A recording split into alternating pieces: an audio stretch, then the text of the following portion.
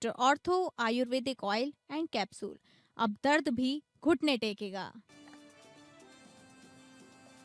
संजय संसद बजट सत्र के 10वें दिन भी आज लोकसभा में हंगामे के आसार।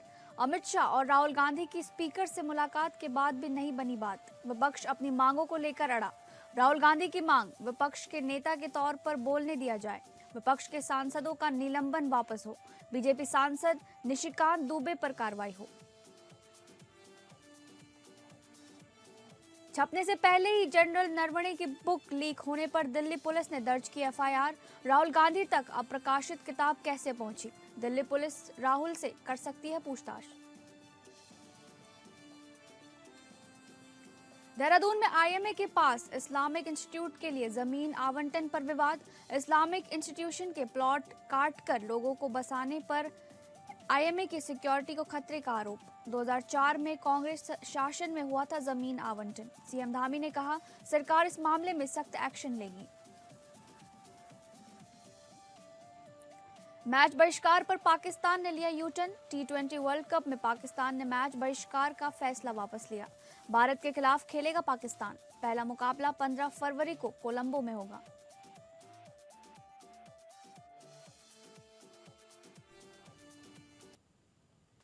नमस्कार, आप सभी का स्वागत है इस बुलेटिन में। मैं हूं आपके साथ शालिनी राणा। शुरुआत करेंगे बुलेटिन की बड़ी खबर से। लोकसभा में एक हफ्ते से चला आ रहा गतिरोध अभी भी जारी है। आज 10वें दिन भी हंगामे के आसार हैं। लोकसभा में बजट पर चर्चा होनी है मगर वो शुरू नहीं हो पा रही है। वहीं राज्यसभा में सब कुछ सामान्य ढंग से चल रहा है।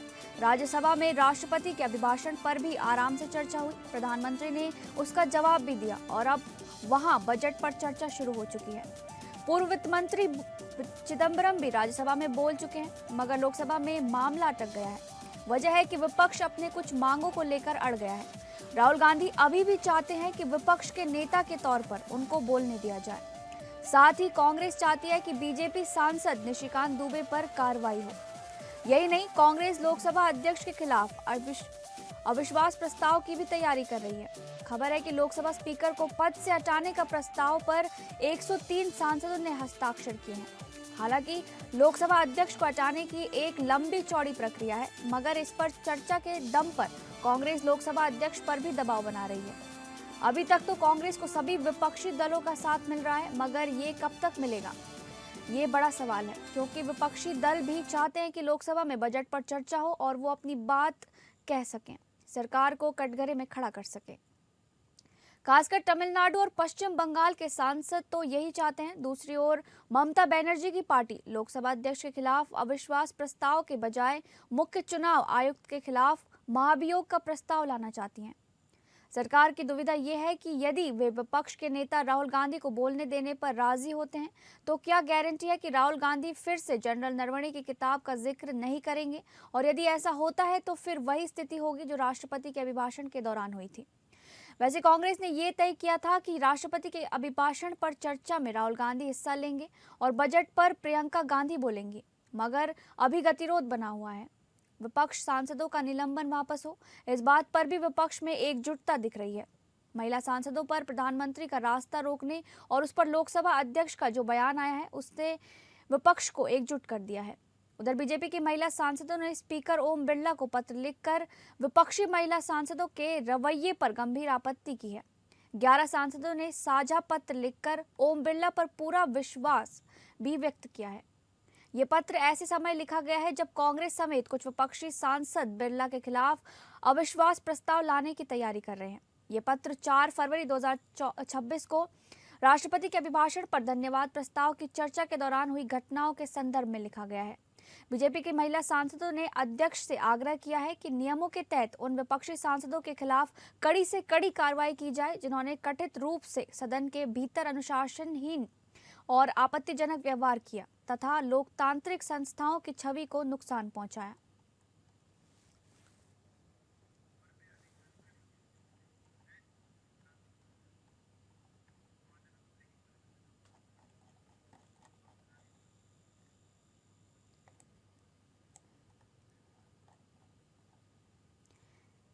इसी खबर पर ज्यादा जानकारी के साथ हमारे संवाददाता, हमारे इनपुट हेड मनीष राज सिंह हमारे साथ जुड़ गए हैं। मनीषा सिंह जी, आपसे जानना चाहेंगे क्या कुछ संसद बजट सत्र में हो सकता है आज 10वां दिन। देखिए, आज संसद के 10वें दिन भी जिस तरह से पहले से हंगामा चलता आ रहा है, आज भी आसार वही हैं कि आज भी हंगामा हो सकता है। आज भी हंगामे के पूरे आसार हैं। लोकसभा में अभी बजट पर चर्चा होनी है, लेकिन विपक्ष के हंगामे की वजह से वह शुरू हो नहीं पा रही है। पिछले दिनों जैसा कि देखने में आया और सत्ता पक्ष ने आरोप लगाया, विपक्षी सांसदों ने घेराबंदी करके प्रधानमंत्री को बोलने से रोका या प्रधानमंत्री के हमले की भी आरोप लगे हैं। ऐसे में लोकसभा का आज 10वां दिन है, उस दिन भी पूरे हंगामे के आसार हैं। और अब जो खबर आ रही है कि विपक्षी दल लोकसभा अध्यक्ष पर अविश्वास प्रस्ताव लाने की तैयारी कर रहा है और इसी को लेकर के आज कांग्रेस के तमाम सांसद जुट रहे हैं और इस मुद्दे पर चर्चा करेंगे।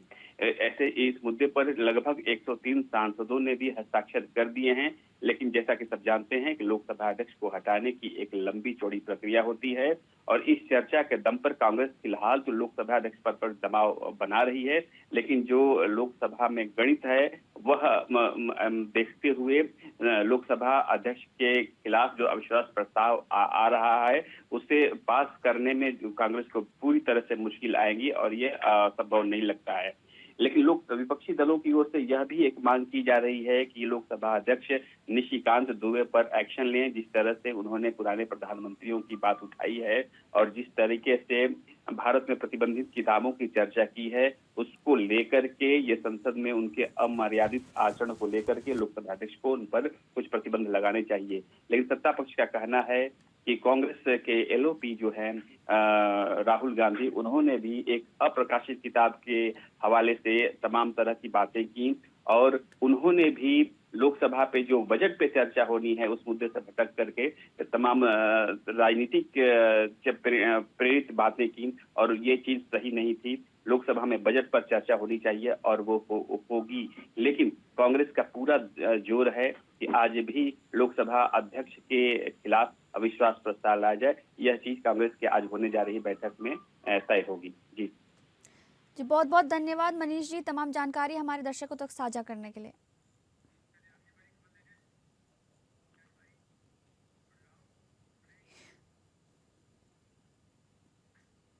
अगली बड़ी खबर, पूर्व army chief general MM Naravane की किताब 4 स्टार्स ऑफ डेस्टिनी कैसे लीक हुई।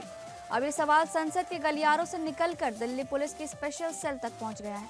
पुलिस ने ऑपरेशन 4 स्टार्स शुरू कर दिया है। दिल्ली पुलिस ने इस मामले में एफआईआर दर्ज की है।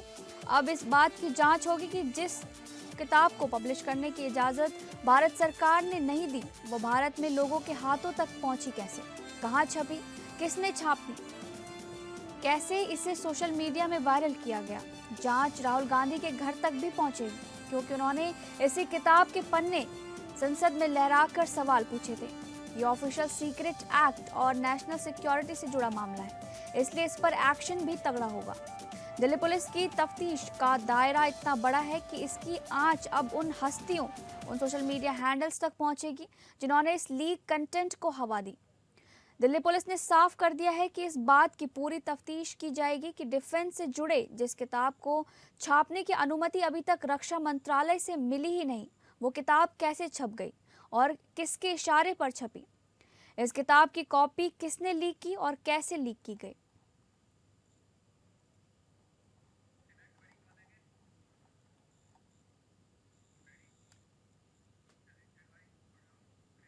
अगली बड़ी खबर, उत्तर प्रदेश विधानसभा का वित्तीय वर्ष 2026-27 के लिए बजट सत्र का आज दूसरा दिन है। कल राज्यपाल आनंदीबेन पटेल के अभिभाषण में विपक्षी दलों ने जमकर हंगामा किया था। हालांकि सर्वदलीय बैठक में विपक्ष ने बजट सत्र के दौरान हंगामा न करने को लेकर आश्वासन दिया था। हंगामे के बीच अभिभाषण में राज्यपाल ने सरकार की उपलब्धियों और योजनाओं का उल्लेख किया था। अब कल योगी सरकार अपना बजट पेश करेगी। प्रदेश सरकार की ओर से 11 फरवरी को पेश होने वाले बजट का आकार इस बार करीब 9 लाख करोड़ रुपए का हो सकता है। सरकार का मुख्य ध्यान प्रदेश के विकास और आम लोगों की सुविधाओं पर रहेगा। खासतौर पर सड़क, पुल, शहरों के विकास और बुनियादी ढांचे पर बड़ा खर्च किए जाने की संभावना बताई जा रही है। पिछले वित्तीय वर्ष में यूपी का बजट करीब 8.08 लाख करोड़ रुपए था, जो उससे पहले के साल से 9.8% ज़्यादा था। अब आने वाला बजट इससे भी बड़ा होगा और इसमें जन कल्याण से जुड़ी योजनाओं को आगे बढ़ाने पर जोर दिया जाएगा। सरकार युवाओं के रोजगार, किसानों की मदद और गरीब व जरूरतमंद वर्ग के लिए चलाई जा रही योजनाओं के लिए अच्छी खासी रकम रख सकती है। साथ ही शिक्षा, स्वास्थ्य, आवास, खाद्य सुरक्षा और सामाजिक सुरक्षा से जुड़े कार्यक्रमों को और मजबूती करने की तैयारी भी है, ताकि हर नागरिक तक इसका लाभ सही तरीके से पहुंच सके। बजट में कानून व्यवस्था को बेहतर बनाने पर भी ध्यान रहेगा। अनुमान है कि कुल बजट का करीब 25% हिस्सा इंफ्रास्ट्रक्चर, 15% शिक्षा, 12% कृषि, 8% स्वास्थ्य और 5% सामाजिक सुरक्षा योजनाओं पर खर्च किया जाएगा। सरकार का लक्ष्य विकास के साथ साथ वित्तीय संतुलन बनाए रखना भी है।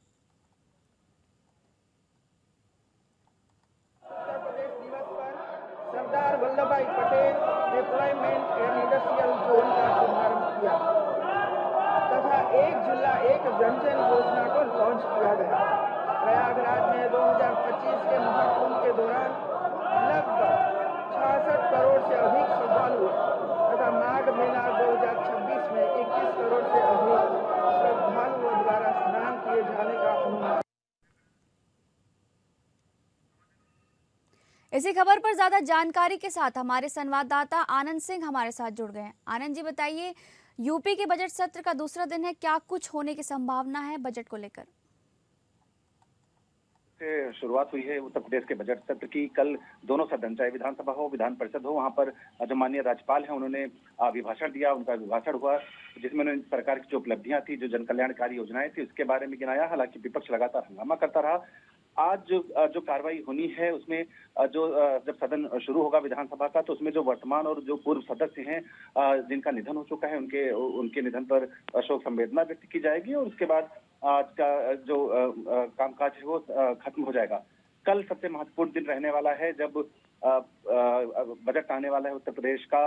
ये बजट जो वित्त मंत्री हैं सुरेश खन्ना वो पेश करेंगे और जो आर्थिक सर्वेक्षण कल जारी किया गया सरकार की तरफ से, उसमें ये बताया गया है कि बीते 8 वर्षों में उत्तर प्रदेश का जो बजट था वो दोगुने से भी ज्यादा हो चुका है। तो एक तरह से सरकार इसे अपनी उपलब्धि के तौर पर गिन रही है कि किस तरह से जो विकास परक योजनाएं थी, जिस तरह से सरकार ने दिशा दी है उत्तर प्रदेश को कि 8 सालों में बजट अब दोगुने से भी ज्यादा हो गया है। तो कहीं ना कहीं कल भी इस बात की उम्मीद लगाई जा रही है, क्योंकि अब ये चुनावी साल हो जाएगा। इसके बाद अब जब सीधा चुनाव में जाएगा उत्तर प्रदेश, तो कहीं ना कहीं इस बात की उम्मीद की जा सकती है कि चुनाव के मद्देनजर बजट में कुछ जन कल्याणकारी योजनाएं और लाई जा सकती हैं। तमाम चीजें जो लोगों को लुभाने के लिए इसमें इसमें नई चीजें लाई जा सकती हैं। तो इस तरह की तमाम उम्मीदें कल बजट से रहने वाली हैं प्रदेश की जनता को।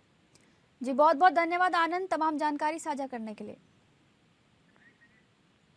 अगली बड़ी खबर उत्तराखंड से है। उत्तराखंड की राजधानी देहरादून में इंडियन मिलिट्री एकेडमी यानी आईएमए के पास मौजूद करीब 20 एकड़ जमीन विवादों में आ गई है। असल में नया विवाद जमीन के ट्रांसफर को लेकर शुरू हुआ है।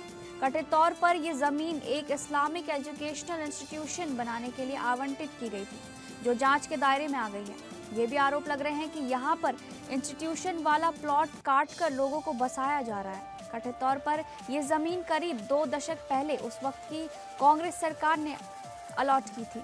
एजेंसी के मुताबिक Vikasnagar sub divisional magistrate Vinod Kumar की शुरुआती जांच के मुताबिक आईएमए के पास धौलास इलाके में मौजूद जमीन के प्लॉट को अब रहने के मकसद से छोटे छोटे प्लॉट में बेचा जा रहा है, जिससे मिलिट्री ट्रेनिंग इंस्टीट्यूशन की सिक्योरिटी को खतरा है।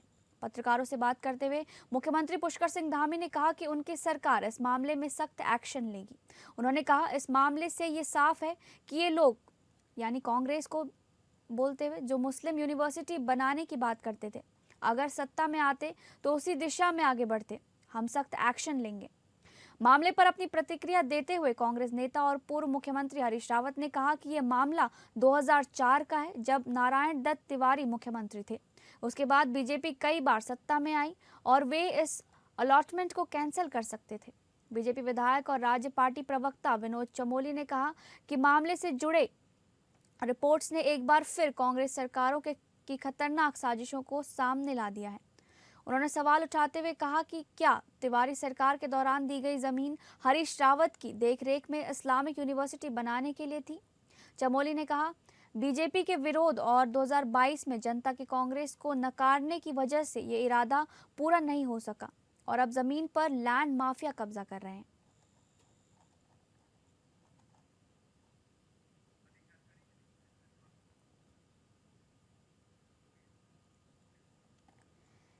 इसी खबर पर अधिक जानकारी के लिए हमारे संवाददाता योगेश सेमवाल हमारे साथ जुड़ गए। योगेश, क्या कुछ जानकारी है?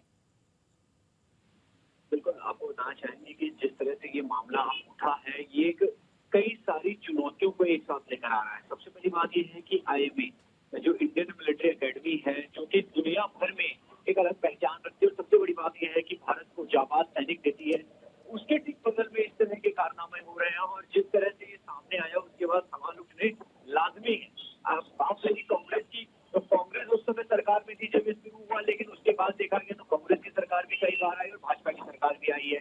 ऐसा नहीं है कि सिर्फ कोई एक ही इसमें सरकार में रहा हो।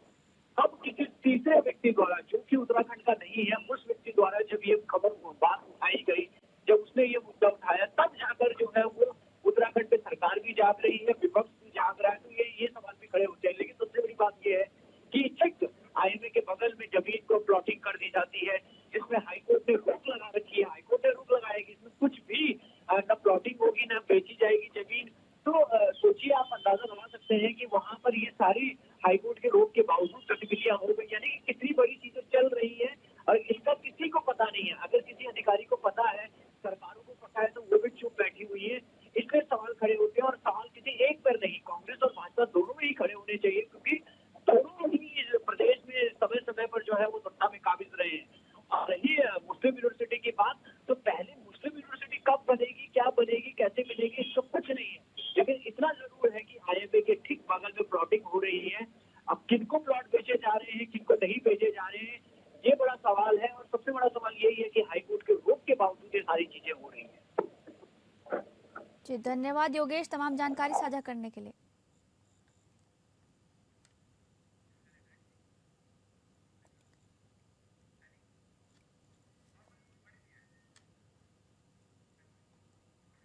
अगली खबर, उन्नाव रेप पीड़ित के पिता की मौत के मामले में सजा काट रहे पूर्व विधायक कुलदीप सेंगर की जमानत याचिका पर सुप्रीम कोर्ट ने सुनवाई से इनकार कर दिया है। हालांकि कोर्ट ने दिल्ली हाई कोर्ट से कहा कि कुलदीप सिंह सेंगर के मामले की सुनवाई 3 महीने में पूरी करो। सीजेआई ने कहा कि इस देश में कानून का पालन होता है, यहाँ तक कि खतरनाक आतंकवादियों, देशद्रोहियों के मामलों को भी निष्पक्ष सुनवाई होती है। उन्होंने कहा कि हम ये सुनिश्चित करेंगे कि उसकी अपील की निष्पक्ष सुनवाई हो। सेंगर के वकील सिद्धार्थ दवे ने कहा कि सेंगर 9 साल 7 महीने रियायत के साथ सजा काट चुका है, जबकि कुल सजा 10 साल की सजा है, लेकिन हाईकोर्ट ने जमानत देने से इनकार कर दिया है।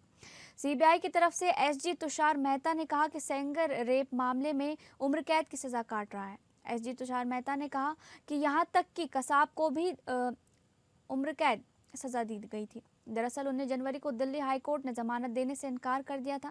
इसके अलावा उन्नाव रेप केस के मूल मामले में सेंगर को उम्र कैद की सजा मिली हुई है। इस केस में पिछले दिनों दिल्ली हाईकोर्ट से मिली जमानत पर सुप्रीम कोर्ट ने रोक लगा दी थी। इस मामले में सेंगर ने निचली अदालत से मिली 10 साल की सजा को हाईकोर्ट में चुनौती दे रखी है। वहीं पीड़िता की तरफ से सजा बढ़ाने की मांग की है। इस मामले में सेंगर को निचली अदालत से 10 साल की सजा मिली हुई है।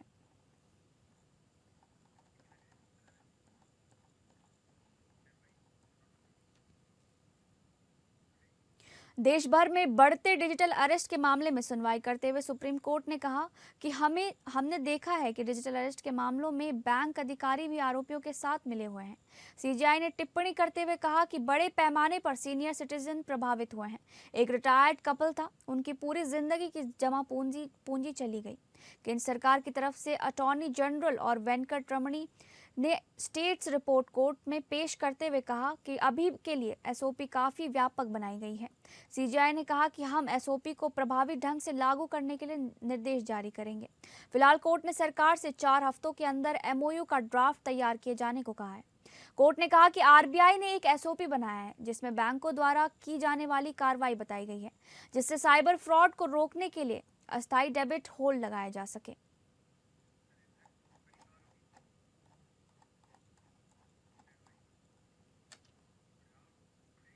अगली बड़ी खबर, भारत पाकिस्तान मैच का इंतजार कर रहे क्रिकेट फैंस के लिए बड़ी खुशखबरी है।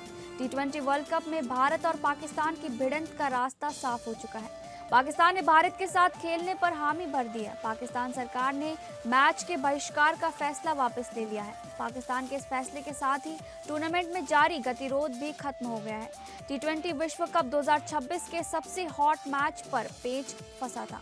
बांग्लादेश का साथ देते हुए पाकिस्तान ने बॉयकॉट का फैसला किया था, मगर अब पाकिस्तान ने यू टर्न लिया है। उसने अपना फैसला वापस ले लिया है। इस तरह बांग्लादेश के साथ खड़े होने के नाम पर शुरू हुआ ड्रामा अब खत्म हो गया है। भारत पाक मुकाबला 15 फरवरी को कोलंबो के आर प्रेमदास स्टेडियम में खेला जाना है। गौरतलब है कि बांग्लादेश क्रिकेट बोर्ड यानी बीसीबी ने आईसीसी से अपने मुकाबले भारत के बजाय किसी अन्य वेन्यू पर शिफ्ट करने की अपील की थी, लेकिन आईसीसी ने बीसीबी की अपील को ठुकरा दिया, जिसके बाद बांग्लादेश के स्थान पर स्कॉटलैंड को टी20 वर्ल्ड कप 2026 में शामिल किया गया। इसके बाद पाकिस्तान सरकार ने पहले टीम से कहा था कि भारत के खिलाफ मैच ना खेले ताकि बांग्लादेश को समर्थन दिखाया जा सके, लेकिन आईसीसी की ओर से भारत के मैच का बहिष्कार करने की पाकिस्तान की धमकी पर कड़ा रुख अपनाने और बांग्लादेश क्रिकेट बोर्ड और श्रीलंका सरकार की ओर से पाकिस्तान से फैसले पर से विचार करने के अनुरोध के बाद प्रधानमंत्री शहबाज शरीफ ने पाकिस्तान पुरुष टीम को मैच खेलने की इजाजत दे दी है।